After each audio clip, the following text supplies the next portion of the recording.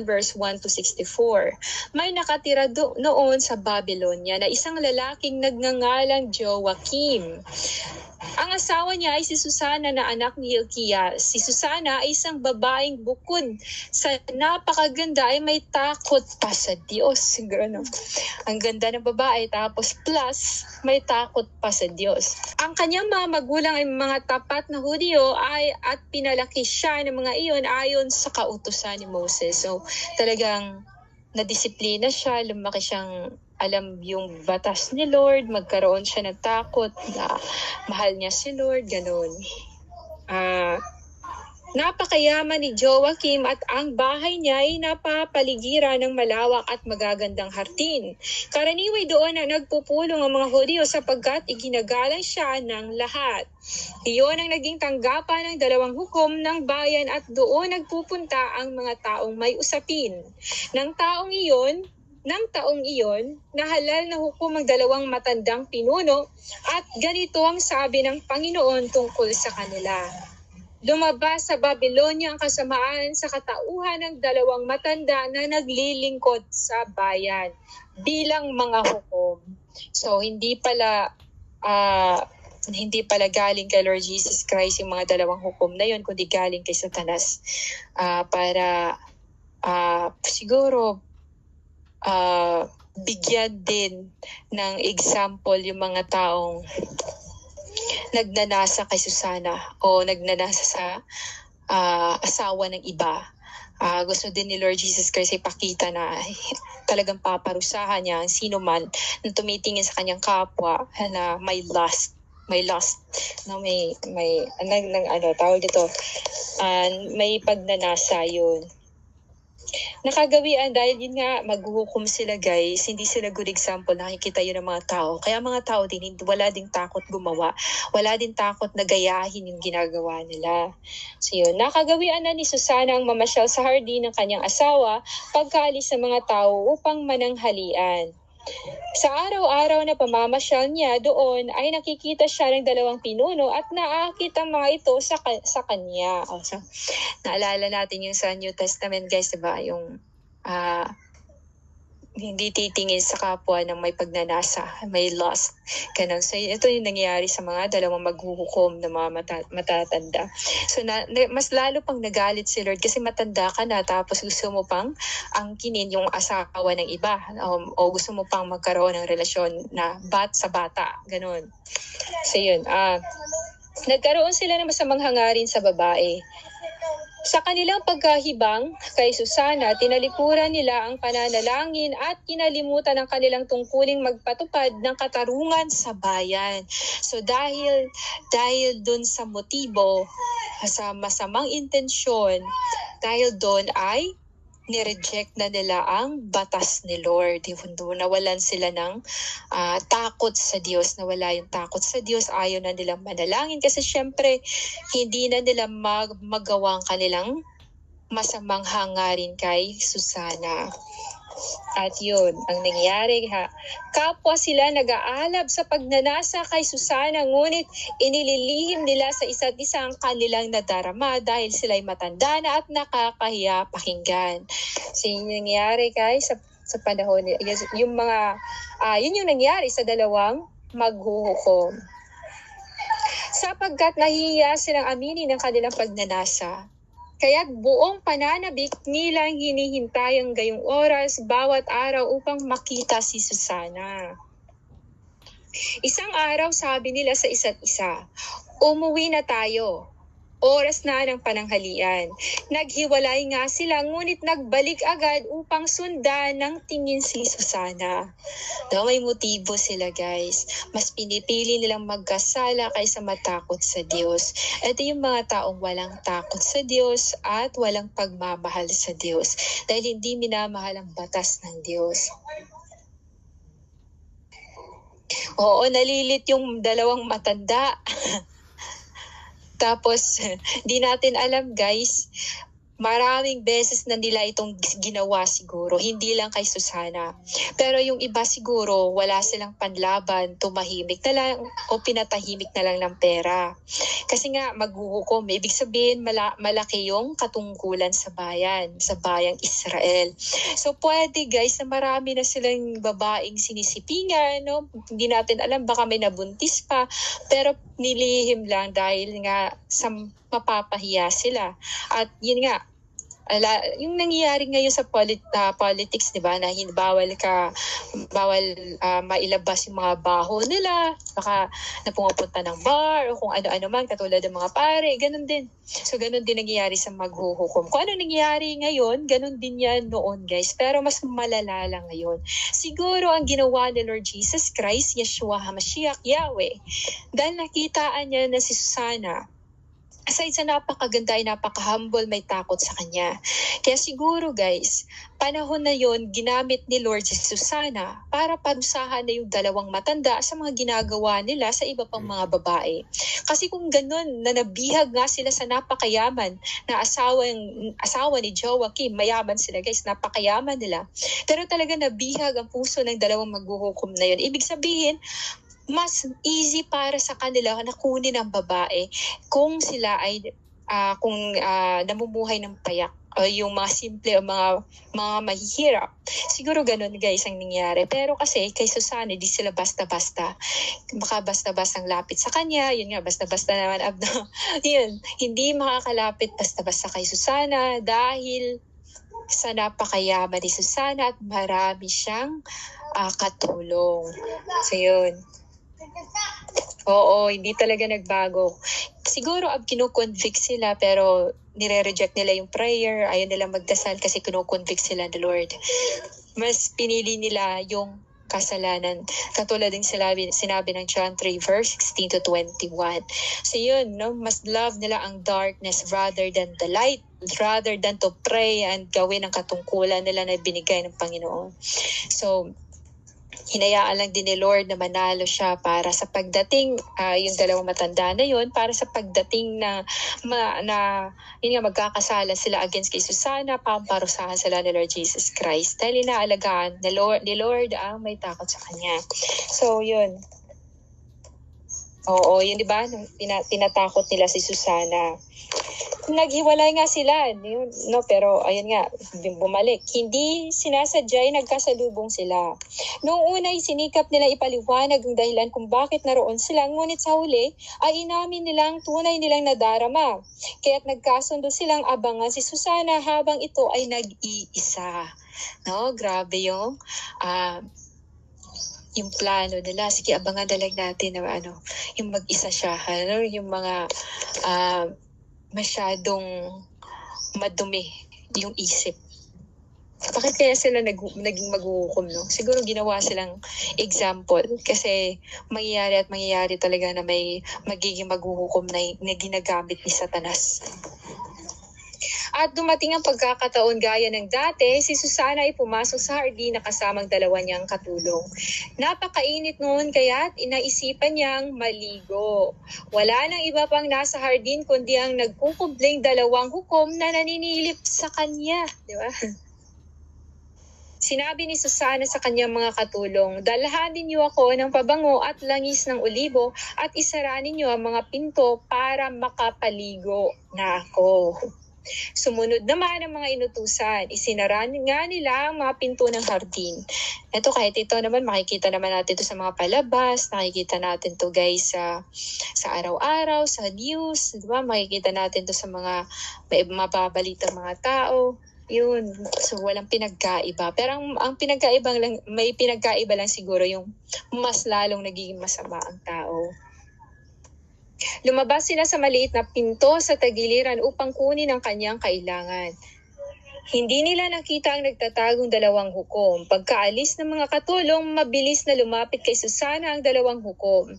Sarado ang mga pinto at walang makakakita sa atin. Sabi nila kay Susana, sabik na sabik kami sa iyo. No, ang kapal ng mukha. Kaya't pagbigyan mo na ang aming kahilingan.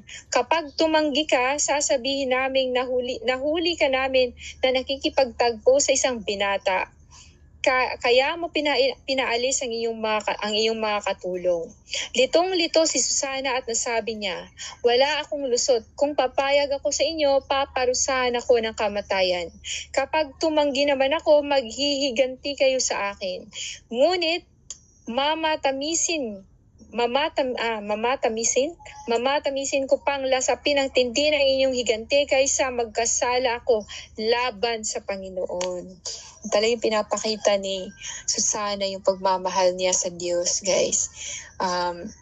Kaya hindi ko maintindihan yung iba na kahit may asawa na sila, no, tapos yung alam naman ng mga babae din na may asawa na, pero pumapatol pa din talaga na yung mga gano'n na kahit kasalin yun, kahit tawag nito, may sarili silang pamilya, pumapatol pa din talaga yung iba. Kaya ang nangyayari, nagbigay na ng example si Lord Jesus Christ katulad ng kay Susana. Kasi nalilit na talaga yung mga matatanda, no?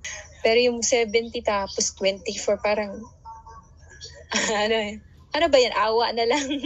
Di ba? Yung awa na lang. Pero yun, yung natawa ko dun sa kapitbahay namin. Ganun nakatanda yung ano niya. Pero namatay yung lalaki na yun. Ang pangit pa dun, guys, hindi pa sila hiwalay. Hindi pa hiwalay yung Amerikano sa asawa niya. Tapos nagkaroon siya ng iba. Ang pangit, no? Pagkasabi yun, ay malakas na nagsisigaw si Susana, ngunit sinabayan siya ng paratang ng dalawang lalaki. Ang isa ay tumakbo sa pinto at binuksan ito. Narinig sa buong kabahayan ang ingay sa hardin, kaya't nagmamadaling pumasok ang mga utusan sa pinto sa tagiliran para alamin kung ano ang nangyayari roon.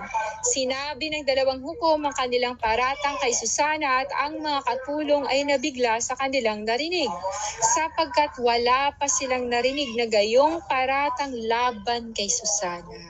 Kasi alam nga nila, guys, kilala si Susana na mabait at may takot sa Diyos. Kinabukasan ng magkatipon na sa bahay ni Joachim ang mga tao, dumating ang dalawang hukom. Handa na silang hatulan ng kamatayan si Susana. Ang kapal ng mga mukha, guys, no? Sila pang may lakas ng loob na humatol na ng kamatayan. Sa harapan ng lahat ay ipinag-utos nilang tawagin si Susana, ang anak ni Hilkias at kabiyak ni Joachim. Dumating ang babae kasama ang kanyang mga magulang, mga anak at lahat ng kanyang kamag-anak. Si Susana ay napakaganda at napakahinhin. May takip na belo ang kanyang mukha, subalit iniutos ng dalawang masamang hukom na alisin iyon upang pagsawa ang tingnan. Ay, sorry guys, may napindot ako. Pagsawa ang tingnan yung mukha niya, di ba? Tingnan ang kagandahan ni Susana. Ganon yung lalaki, mahilig sa maganda. Mahilig sa, kapag may sexy, no, na sobrang sexy, tapos yung mga babae din, nagkakasala yung mata ng mga lalaki, tapos kahit mga babae din, nagkakasala din naman, kapwa babae. No, tapos, ayun, lungkot namang nag-iiyakan ang pamilya ni Susana, maging ang mga taong naroon. Tumayo ang dalawang hukom, ipinatong sa ulo ni Susana ang mga kamay nila at ipinahayag ang kanilang mga paratang laban kay Susana. Grabe yung sobrang kapal ng pagmumukha ng mga na yun, guys. Napatingala na lamang sa langit ang lumuluhang si Susana sapagkat tunay na nananalig siya sa Panginoon. Sinabi ng mga hukom, naglalakad kami sa hardin nang pumasok ang babaeng ito, kasama ang kanyang dalawang katulong. Isinara niya ang mga pinto ng hardin saka pinaalis sa mga katulong. Hindi nagtagal, lumabas sa pinagkukublihan ng isang binata at silang dalawa ay nagtalik. Naroon kami sa isang sulok ng hardin. Pagkakita namin sa kanilang ginagawang kasamaan, lumapit kami. Kahit na nakita namin yayakapan, hindi namin napigilan ng lalaki. Higit na malakas siya kaysa sa amin, kaya't madali niya nabuksan ang pinto at tumakas. Itong babaeng pinigilan namin at tinanong kung sino ang binatang iyon. Subalit, ayaw niyang magtapat. Na makikita natin dito yan yung paratang, yung karumihan ng paghuhukom o sa hukuman, injustice ng hukuman. Makikita din naman natin ngayon. Itong babae ang pinigilan, yun nga, grabe yung paratang nila, guys. Sapagkat kinikilala silang pinuno ng bayan at mga hukom pa, pinaniwalaan ng mga taong kanilang salaysay at nagkaisang parusahan ng kamatayan si Susana. para lang masunog, para lang makuha nila yung gusto nila, no, talagang kabayaran ng kamatayan ng tao nito. Talagang gusto pa nilang patayin yung tao dahil hindi nila nakuha. Ganyan yung ginagawa ng mga taong nanggagahasa, tapos pinapatay din nila yung ginagahasa nila. Kaya kapal talaga ng mga mukha nila. Mga ganun. Naway si Lord Jesus Christ talaga itaas ang kamay sa mga taong rapist. Yung mga taong rapist na yun. Sapagkat yun nga ang ginawa, sapagkat pinuno sila at may mataas na katungkulan. Dahil dito, malakas ang sinabi ng Susana, Diyos na walang hanggan, nalalaman po ninyo ang lahat ng lihim at nakikita ang lahat ng bagay bago pa mangyari. Alam po ninyo na walang katotohanan ang ibinibintang nila sa akin. Bakit ako papatayin gayong hindi ko naman ginawa ang ibinibintang nila sa akin? Dininig ng Diyos ang kanyang dalangin. No? Pag righteous ka talaga hindi ka pababayaan ni Lord Jesus Christ, Yeshua Mashiach. Nang si Susana ay dinadala na sa bitayan, isang binatang nagngangalang Daniel ang nilukuban ng Diyos upang magpahayag ng pagtutol. Ayokong mapabilang sa mga sumasang-ayong patayin ng babaeng ito, sigaw niya. Tinanong siya ng mga tao, ano ang ibig mong sabihin, binata? Tumayo ang binata sa kalagitnaan nila at nagpatuloy ng pagsasalita. Ito yung sinasabi ni Lord na wag mag-false accusations against sa iyong kapwa. Huwag ka din maging saksi. Sinungaling na saksi. Tapos yun nga, tumayo ang binata, ayun nga ang nangyari. Mga Israelita, tumayo ang binata sa kalagitnaan nila at nagpatuloy ng pagsasalita. Mga Israelita, hangal ba kayo at hinatulan ninyo ang babaeng ito nang hindi mo na sinisiyasat at maingat na inalam ang katotohanan? Kailangang ulitin ang paglilitis. Walang katotohanan ng katibayang inilahad ng dalawang iyan laban sa kanya. Doon pa lang dapat mapapaisip na yung mga tao, yung mga katulong din ni yung utusan ni Susana, kasi sinirado nila mag-isa lang doon si Susana, mga ganun basta. Tapos madami talagang mga red flag, guys, no.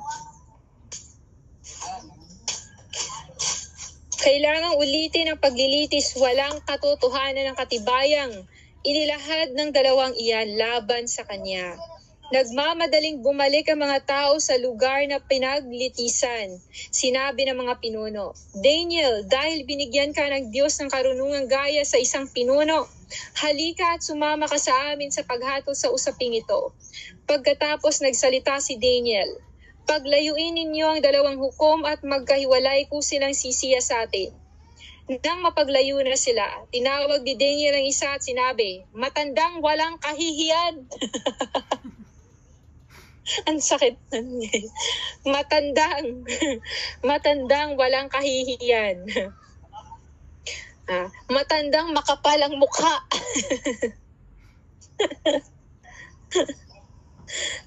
Kailangang panagutan mo na ang maraming kasalanang ginawa mo. Ibig sabihin, ilang beses na sigurong babae ang ginaganyan nila. Hindi makatarungan ang mga hatol na iginagawad mo. Pinaparusahan mo ang walang kasalanan at pinalalayang talagang nagkasala. Bagamat sinabi ng Panginoon, huwag ninyong paparusahan ng kamatayan ang walang sala. Lumabag na sila doon. Kaya nagalit si Lord Jesus Christ, Yeshua Mashiach. Kaya ayon the Lord talaga ng injustice. Kung talagang nakita mo ang ipinaparatang mo sa babaeng ito, sabihin mo sa akin, sa ilalim ng anong puno sila nagtatalik ng namahuli ninyo? Sumagot siya, sa ilalim ng maliit na puno ng goma. Sinabi ni Daniel, kung gayon, buhay mo ang kapalit ng iyong sagot, sapagkat ibinigay na ng Diyos sa kanyang anghel ang parusa mo at hahatiin ka sa dalawa. Kaya maganda talaga may takot sa Diyos, guys. Kasi pag halimbawa may takot ka sa Diyos, mahal mo si Lord, isang tawag mo lang kay Lord, talagang lilingunin ka, padadalan ka agad ng anghel. No? Pagkalipad pa naman, pag halimbawa on mission yung mga anghel, guys, para pa naman yung isang blink of an eye lang. No? In a blink of an eye lang, yung darating agad sila.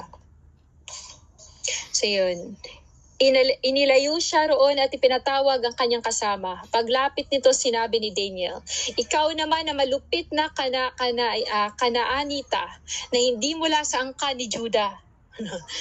No? Talagang parang sampal sa kanila sinasabi ni Daniel. Ikaw naman na malupit na Kanaanita na hindi mula sa angkan ni Judah. Binihag ng alindog ng babae ang iyong isip at inalipin ng kahalayan ang iyong puso. Grabe. Nagkasala talaga, guys. Ang laki ng kasalanan. Alam na namin ngayon ang ginagawa mo sa kababaihan ng Israel. Ayun nga, yung sinabi ko kanina. So baka nakailang babae na to sila, no? Tapos tahimik lang yung mga babae na yun kasi pinapatahimik ng pera o tinatakot. Kasi nga, ang galing nilang manakot kay Susana. Tinatakot mo sila para pagbigyan ng iyong kahalayan. So, ibig sabihin pala, sukdulan na ang kanilang paggawa ng kahalayan, guys. Subalit narito ang isang babae ng Juda na hindi kayang sikmurain ang iyong kabuktutan. Ayun, may takot si Susana. Sabihin mo, sa ilalim ng anong puno ninyo nakita ang inyong pinagbibintangan at sumagot ang matanda sa ilalim ng malaking puno ng roble. So yun, iba-iba. Goma sa yung isa, tapos sa kanya, roble. Kung gayon, sagot naman ni Daniel, buhay mo ang katumbas ng kasinungalingang ito sapagkat naghihintay na ang anghel ng Diyos upang putulin ka sa pamamagitan ng espada. Sa gayon, pareho kayong mapapahamak. Dahil dito nagsigawan sa tuwa ang lahat ng naroroon at nagpuri sila sa Diyos sapagkat iniligtas niya ang mga nagtitiwala sa Kanya. Kaya, halimbawa kung may karamdaman ka, may may problema ka, magtiwala ka lang sa Diyos. Kasi, nung mga panahon talaga na nahihirapan ako, wala talagang ibang tumulong sa akin, guys. Kaya wala ding ibang tutulong sa inyo kundi si Lord Jesus Christ, Yeshua Mashiach. Dahil yun siya din, si Lord din ang tumulong sa akin, guys. Kaya sinasabihan ako ni Lord, wala ka pang laban na hindi kita tinutulungan. Yan lagi, guys, yun yung pumasok sa isip at puso ko dahil yun yung sinabi ni Lord Jesus Christ. Ganon din ang mangyayari sa inyo kapag nagtiwala kayo sa Diyos. Pag halimbawa, tulad ng sinabi mo, Star Ellie, na Lord, mamamatay na ba ako? Huwag kang tumanggap ng defeat, sis. Dapat sipain mo yan dahil kamatayan na, na-defeat na yan ni Lord at may victory ka na, nasa kamay mo na. Ang gusto na lang ni Lord ay gamitin mo na lang yung victory na yon at yung manalig ka sa Diyos. Wala talagang taong pababayaan ni Lord na nanalig sa Diyos, nanalig sa Kanya. Wala talaga siyang pababayaan. Kaya, no, ganun pa man sa dami ng pinagdaanan ni Daniel, Susana, lagi silang nasa bingit ng kamatayan pero lagi silang iniligtas ng Panginoon. At kahit pa nagwawala na o kahit nagwawala na yung paligid no, nagkakagulo na, katulad ng kay Daniel, pinasok pa siya sa lion o sa yungib ng mga leon, pero tignan nyo naman, guys, payapang nakaupo si Daniel. Kaya ikaw din, payapa kang makakahiga, mahimbing ang tulog sa gabi, payapa kang nakakagawa ng mga gawain para sa Diyos, payapa ka din no, na nagtatrabaho, payapa ka din no, araw-araw para sa Diyos. Si Lord Jesus Christ ang nagbibigay ng mga lahat ng ito, guys. Kaya lahat ng ito ay grasya ng Panginoon Jesus Christ. Okay, hindi natin lilimitahan ang kapangyarihan ng Panginoon Jesus Christ dahil siya ang may hawak ng lahat. Narinig niya lahat ng boses. Siya ang boses. Si Lord ang boses. Kung sa akin sinabi ni Lord, wala ka pang laban na hindi kita tinutulungan, ganun din ang gagawin ni Lord Jesus Christ sa inyo. Sa group natin, guys, nakikita natin yung pagkaunawaan, yung peace, no, hindi maibibigay yun ng ibang tao, hindi maibibigay yun ng kahit na sinong teachers, evangelists, pastors, sino pa yan siya. Kundi ang nakakapagbigay nun ay si Lord Jesus Christ. Nagiging isa tayo, guys, nagkakaisa tayo dahil yun sa kapangyarihan ng Espiritu ni Lord Jesus Christ, Yeshua Mashiach. Kaya wala tayong dapat na ikapangamba, guys. Kaya yan nga guys, no, madaming pinagdaanan guys, sila Susana, sila Daniel, nasa halos bingit ng kamatayan sila guys, na inaakusahan sila ng mga tao, pero si Susana tumawag sa Diyos, si Daniel tumawag sa kanyang Panginoon o si Yahweh, pareha sila guys, pero dinidig nila Jesus Christ at iniligtas sila. Ganon din nangyayari kay Abraham, no, kay Jacob, kay Isaac. Makikita natin ang kapangyarihan ng Lord Jesus Christ, Yeshua HaMashiach. Binalingan nila ang dalawang hukom matapos patunayan ni Daniel na sila'y nagsisinungaling at nanumpa ng hindi totoo. Kaya mas lalo silang pagbabayari ng Lord Jesus Christ. Ang nagparatang, ayon sa kautusan ni Moises, ang nagparatang ng hindi totoo ay siyang lalapatan ng parusang nakatakda sa kasalanang ipinaratang niya. Naligtas nga sa kamatayan ang isang taong walang kasalanan ng araw na iyon. Si Hilkias at ang kanyang asawa ay nagpuri sa Diyos sapagkat napatunayang hindi totoo ang mga ipinaratang kay Susana.